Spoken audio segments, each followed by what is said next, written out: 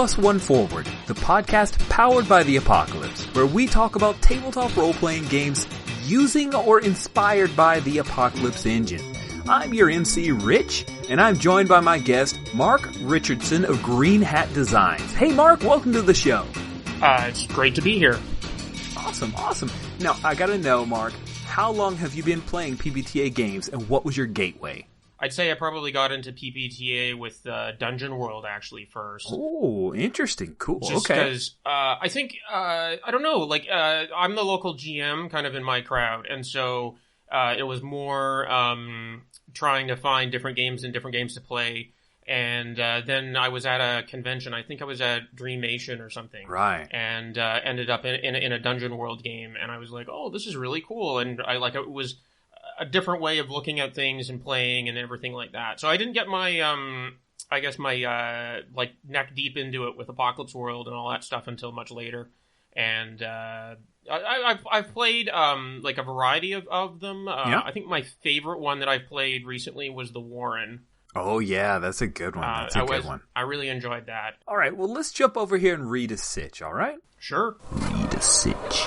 Okay, Mark, I've got a real puzzler for you. This is one I've been noodling on myself and tried different ways to solve for it. So I want to reach across. You talked about playing a whole lot of PbtA games. How do you sustain, a long-term group, right? You've got a group that wants to sit down and play games together, but you want to cycle and play different PbtA games. Because PbtA games really, at its core, they're not built for campaign length play. I mean, maybe Dungeon World, you could play pretty long on Dungeon World, but most of them really, they kind of feel done-ish around 9 sessions, and that's pretty short compared to your more bread and butter, traditional game group kind of getting together to play for a whole year. So, do you have any ideas on how you could try to sustain a long-term group with a game that's not necessarily built for long-term play? Well, that's obviously a hard place. I think for a lot of people, even 9 games is considered a long campaign. I know what you mean though, because I have a real soft spot in my heart for classic Dungeons and Dragons, and a lot of those campaigns have gone over the 1 year mark and that kind of thing, where you play every 2 weeks and stuff like that. And it's weird too, because when you look at those games, there's very few underlying systems in them that are designed to really do anything for long-term play. You have characters, you have experience, and you level up, and things gradually get, I guess, more difficult or what have you. But it's, I think one of the things that Apocalypse World has is that there's a lot of system going on. There's a fundamental system there's an engine that's designed to do very specific things. Whereas in games that I think people traditionally have played, there's not a lot of, as weird as it is, there aren't a lot of rules, in my opinion, for say, Dungeons and Dragons. There's a lot of rules, in terms of what happens in, say, a combat. But there's really no rules. When you go from, scene to scene, there's nothing that tells you what to do. When you go from session to session, there's nothing that tells you what to do. There's nothing that explicitly says the Red Dragon Army is going to do this other thing, right? Right. So it all comes back to the GM and their own creativity. And so I think, there could be some things to learn from how those games operate for things like Power of the Apocalypse World games, which is just to import some of that heavier lifting maybe on the GM. I think potentially one of the things that happens in Powered by Apocalypse games is that the engine sort of sings so well, but part of the core that makes the game work is that it kind of it snowballs on top of itself and builds more and more actions that are going on. And, if you, in sort of typical games, you have fronts that are moving in and they're crushing in on people and they're forcing play in a certain direction. But as you say, after 7 to 9 sessions, I don't think I haven't personally played an Apocalypse World game that long, but I can see from everything I've talked to and just knowing what I know about design that it pushes to a point, right? It's trying to get to a point of something. Right. Whereas, I think a lot of the games that go for long play and go really long, they're not trying to push as hard on people, to get to that place. To get to a specific point. There's, I think there's more instances, if you go with the classic fantasy kind of RPG, there's more instances where you end up with the party and the GM goes, okay, what do you want to do now? and doesn't have anything really pushing on them directly. Right. And I think maybe there's a point where maybe Powered by Apocalypse, or at least some incarnations of it, might push a little hard on getting people to do something, right? So that, I know this is kind of a weird way of looking at it, but I'm trying to sort of use one, sort of the success of one that doesn't seem to have a lot of rules on how to do something with something that does have a lot of rules. Like, okay, well, what's going on here, right? You know, like, there may be something about having that conversation or creating like a moment of break in the game where where maybe your fronts pull back. Or I think the other thing is that I think happens in Apocalypse World, and it's the same thing that happens in even my game like Headspace, is you define the opposition forces all very clearly, right? And so what makes the game interesting is that all of these factions are vying for control. But maybe on really long-term play, what you might need is either the ending of some of these fronts and creation of new fronts. Right. Or like just some, because you need new blood in it, right? Like you need something else to happen. I think at a certain point with long play, you want to explore entirely new sections of play. Like if you, I think a lot of games, of Apocalypse World are designed to play at a certain power level and maintain that kind of power level throughout. Like you don't get, you know, as you gain advancement in most games, in most Apocalypse games, you don't go from being a peon lowly warrior to like, I can fight a god. You know, you just get generally honed in and you're a little better at what you do, but you're not inherently like become a wrecking ball, right? And I could be wrong, but I think like if you look at like really long-term play of a lot of other games, the type of play changes drastically over the course of play, right? So in like low-level fantasy adventurers, you're like off, you know, dealing with like, oh, somebody got kidnapped, and then later on you're doing like interdimensional travel, right? So whereas when you think about that, those are each separate games, right? You know, they're in a lot of ways, in a lot of Powered by Apocalypse World games, the game that does village adventuring would be one game, and then you would have an entirely other game, which is like, let's go interdimensional pocket jumping and fighting demon lords and giants, right? And so I think, you know, in some ways, it's that Apocalypse World narrows in on a sweet spot and exploits that and tries to have as much fun as you can have with it. Which I think in its own way is really great, but that might be the thing that it almost kind of, it's its own worst enemy when it comes to really sustained long play, because you're trying to exploit that one space. So maybe the solution is, potentially playing a different game. But, you know, I mean, if you wanted to keep playing the same space, I think you have to maybe deconstruct the setting a bit, or like, so break off a front, create a new front, or whatever version of that might exist in the game, increase the power level. Maybe it would be about adding some kind of new move or taking something out of the game. Like, there might need to be like something that changes the world, that changes play. Yeah. So, you know, a fundamental conceit of Apocalypse World is that you create new fictions that become truth in the game. Right. You know, the GM asks you a question, you give an answer, your answer becomes fact. And so, like in Headspace, for example, in long-term play, there are sort of permanent facts rather than just scene facts that get created. So, you create like a fact. I'm not just trying to talk about my game, but I'm just looking at solutions that I've dealt with. Sure. And so in that game, you create a long-term permanent fact. So the world changes and becomes darker. And then this is a fact that can be alluded to, can change the fiction, unbalances things. And I think that was kind of my solution for how to make long-term play interesting in my game. I think there's some really good tips to get people to kick off, although we may all come back to the shift to a different game, but keep inviting the same friends. Yeah, totally. Cool. All right. Well, we've talked a little bit about Headspace. I want to open our brain up to it. What do you think, Mark? For sure. Open your brain. All right. Headspace, Mark. What is Headspace? What's the setting? What's this game all about? So, Headspace is a shared consciousness cyberpunk role-playing game. So, that's the shortest way of describing it. If you've seen the television series Sense8, It's like that meets Blade Runner, Mission Impossible kind of thing. I kind of dig that. All right. Sense8's like the greatest thing in the world. It came out right when I was pretty well done my game, and people are like, well, aren't you upset that it came out? I mean, are you kidding me? It explains my whole game in like a single short pitch. But for those who haven't seen the show, and that's the more important thing is, so in Headspace, and this is what the game is. So in Headspace, it's corporate dystopia. It's cyberpunk dark future. You all play people who are like the best in your fields. You were individually, you were all like sort of Jason Bourne level hyper competent people. You were working for these corporations. You did dirty deeds done dirt cheap. You did terrible things. In fact, you were instrumental in the world becoming the dark dystopia it is. Uh-huh. And when you did this one deed that was too much, you kind of essentially looked at your life and went, oh my God, what have I done?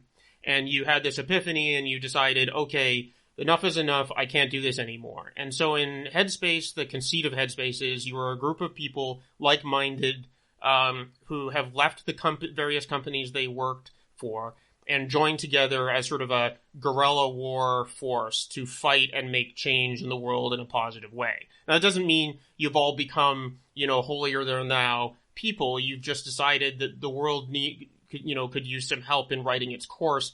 And since you were instrumental in becoming the way it is, you're the best people to do this. But you're only 3 to 5 people. Like, you're a squad of people. You're really good. I mean, Jason Bourne's pretty amazing at kicking ass.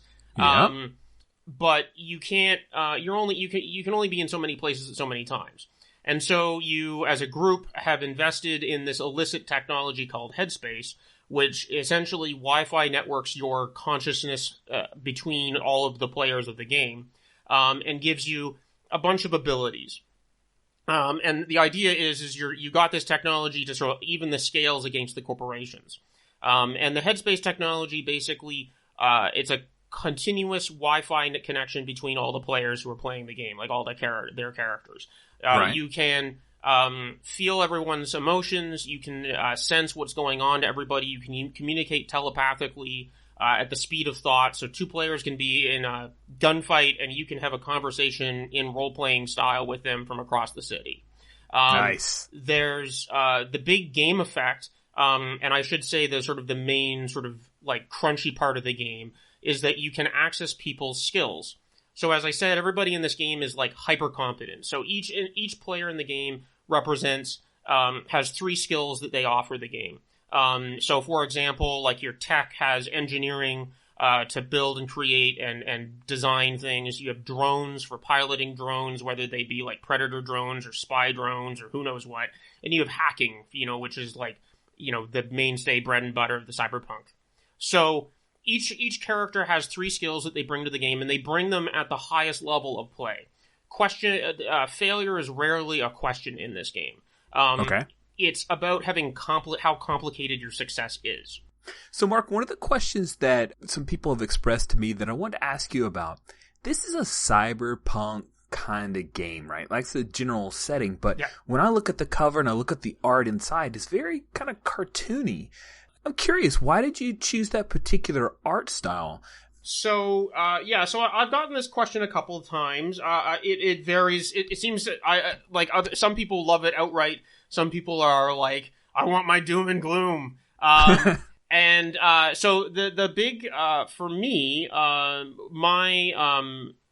artistically, one of the base points for me for Cyberpunk is the Akira manga. And that's my touchstone, really. Like, I mean, I love me some Blade Runner, dark, snazzy, shitty, rainy, all black and white, washed out colors, saturated neons, and all that other stuff.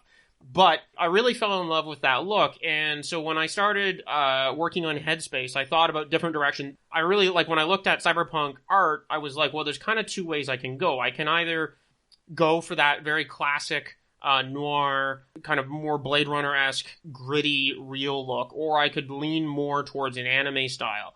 And ultimately, the reason I went with the anime, the more anime style, kind of manga-infused Akira look, was I felt like there was enough things on the market, just through my life, Cyberpunk, Shadowrun, and all this other stuff, that was just sort of, all the art kind of ends up looking the same at a certain point. Sure. And so I was like, okay, well, I want this game to look different. And I really wanted the game to be about the heroes more than anything. And so I wanted essentially colorful, bright heroes that sort of stood out from this really apocalyptic, dreary background. The art pitch and guidance that I gave to my artist, which is Brian Patterson, was I wanted Borderlands 2 meets Akira manga. Neat. So, and that's kind of the look that kind of ends up being represented in play, where you have all the key characters are bright colored, have cool gizmos. The backgrounds are always on fire and rainy and stuff like this. It does give a slightly more comic booky look to it all, I suppose.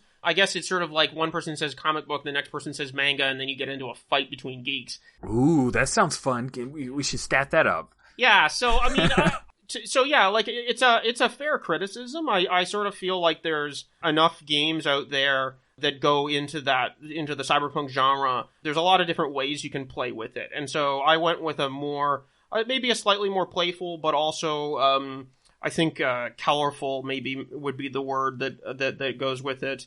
Look for things. And I'm pretty happy with it. You should be. And the one thing I've noticed, Mark, especially after you telling me more about the game here, is that it's a lot more popular. Like, these guys are badasses, right? And in Jason Bourne style. And so that isn't necessarily that grimy, dark, gritty type of art that I would see in, say, a Shadowrun or a Cyberpunk 2020. So yeah, it makes a lot of sense to me. So yeah, so that, I mean, that's the thing. It's like one of the big things that I wanted to do in this game was, so in this game, you are actively fighting the corporations. You don't actually work for them. So in most, like, Shadowrun, kind of Cyberpunk 2020 games, you were always essentially subcontractors, you know? And so you were working for the man, you know? You had already sold out. That was part of the shtick, right?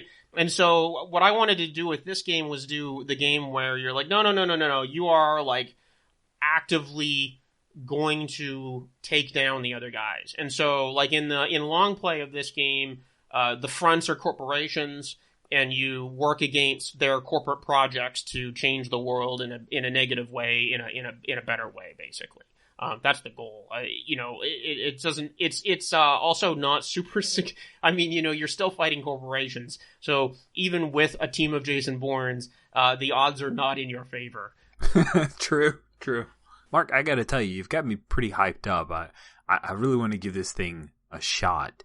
Or you think we can maybe act under fire here? Yeah, sure. It is time to act under fire.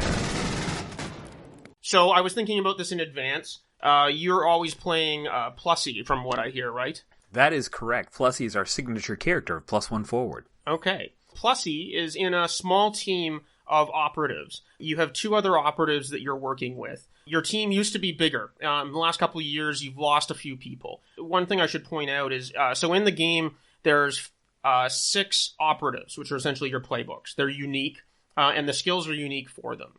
The way it works is each operator that isn't taken by a player is a ghost operator. They are somebody who used to be with your team, but they are now dead. And so their consciousness is sort of stuck in your shared space. They can interact with the other players like an NPC. They still have all their knowledges and secrets and stuff like this. And one of their 3 skills is retained for use. You would have access to, like, if the runner was, say, one of the dead people, you would not have access to 2 of their skills, but you would have access to 1 of their skills, which you would decide as a party member, as a group. Okay.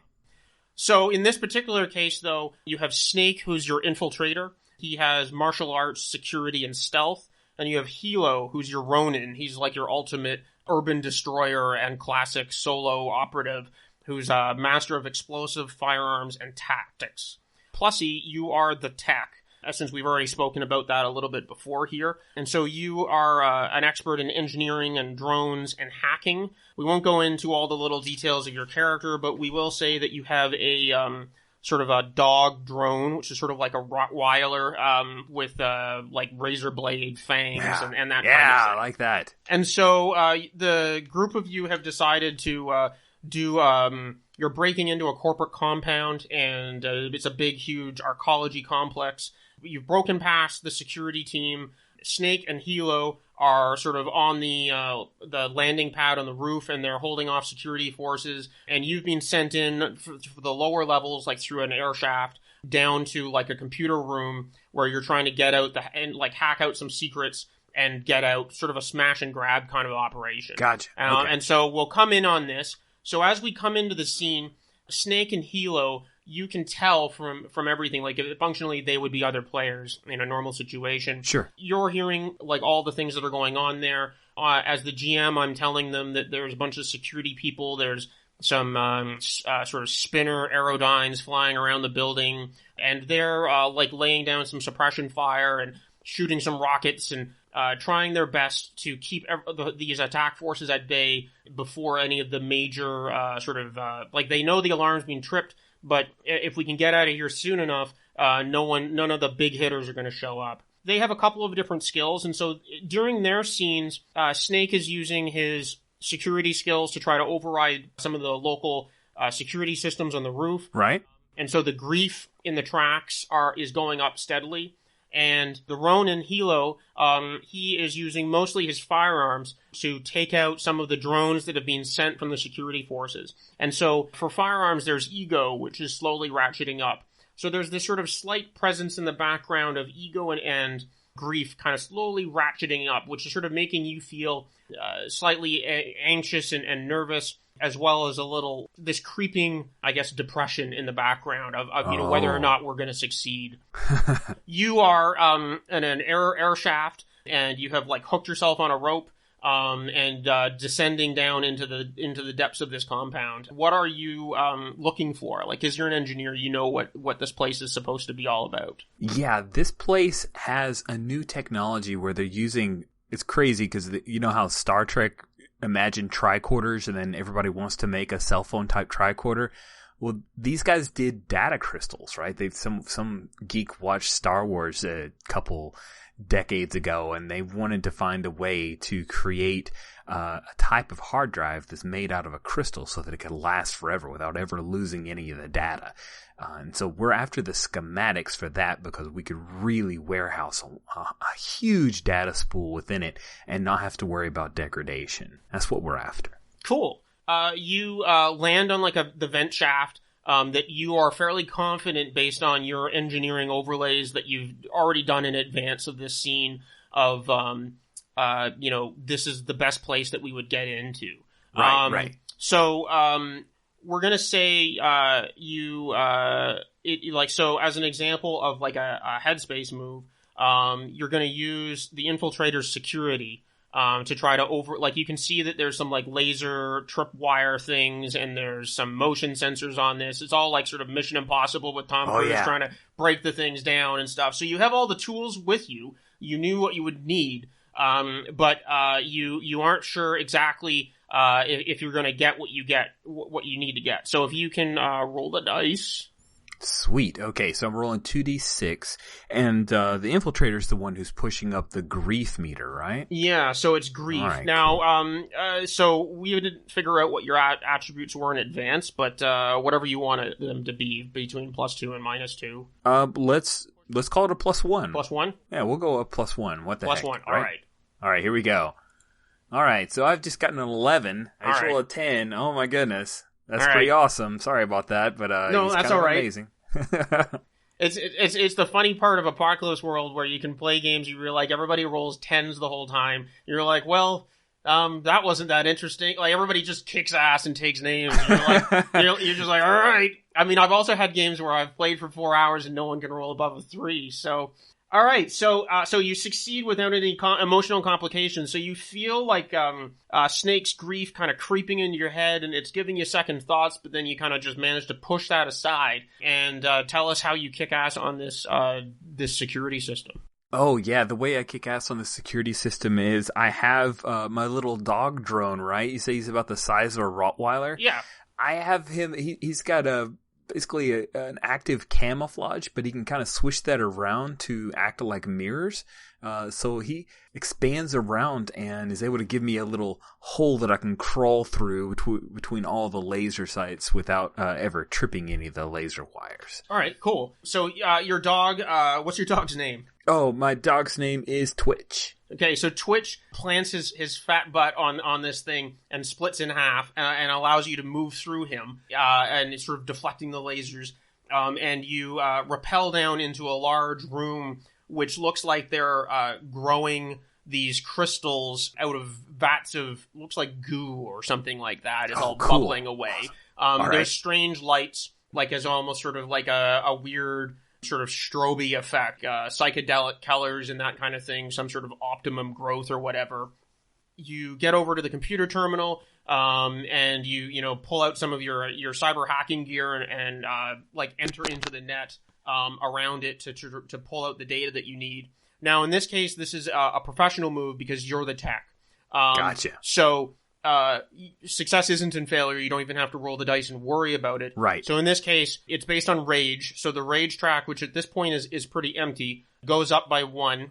And you would explain to the GM how you get the data out without being caught. Ah, cool. So he's got a little wrist computer, and he pulls out a little connector because he wants to keep everything grounded, doesn't want to trust in Wi-Fi bleeding the signal. And he connects to a port on the side of the computer, executes a small program that jumps in and hacks and starts pulling out that information. Okay. Yeah. So as you're pulling the information out, there's a loud explosions on the roof, and you hear like suddenly Snake has gone quiet. He's been knocked unconscious as something went off in an explosion. As Snake falls unconscious, you lose access to his martial arts, security, and stealth skills. Also, like any information coming from him goes blank. You can tell from Helo that, from his perspective, like some kind of missile hit the side of the building, and there was a big fireworks display. Helo's working over trying to get to him. We'll just sort of wrap this scene up. Yeah. But so Helo heads over and he tries to work to give some medical aid. As he's doing so, suddenly the explosion kind of shakes the building, and your dog falls through the ceiling, and the laser trip defenses go back where they are. So you have to get back out through this. Except when you're trying to do this the second time, because Snake is unconscious, you don't have access to his skill. Ooh. So you have to make an improvised move. So suddenly all of this fancy knowledge of exactly how to get past the laser tripwire system is just not in your head anymore. So in this case, you're going to roll 2 dice. And what happens is, for an improvised move, is it's the emotion that it triggers off is the emotion that is highest in play. Ooh. So in this case, because there's been a lot of gunfire on the roof, ego is the highest because of all the firearms usage. So you would add or subtract your ego. And so in this case, we'll say you have a -1 in ego. It's not maybe your best, Plussy's best thing. Sure. That sounds great. So roll 2 dice and subtract 1, and you'll make an improvised move. I just want to state for the record that Plussy does have amazing ego, but I think maybe handling is where he has a -1. That would be the thing. So all right, here we go. Let's see how this one goes.